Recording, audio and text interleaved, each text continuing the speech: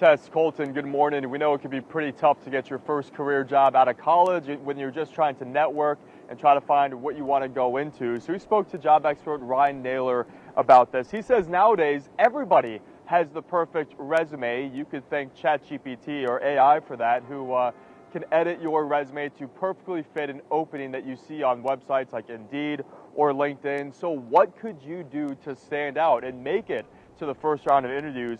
Naylor says it's going to take some effort outside of just submitting an application.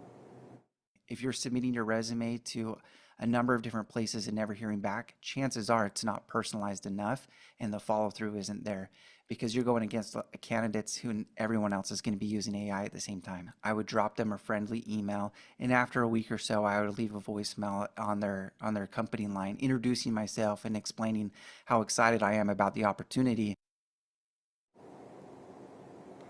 Naylor says additionally that small businesses are surging in hiring college graduates. Again, 17,000 from public universities graduated in this month alone. And if you didn't catch all those tips when you're looking for your first job, we'll have them on azfamily.com. Colton, Tess, we'll send it to you.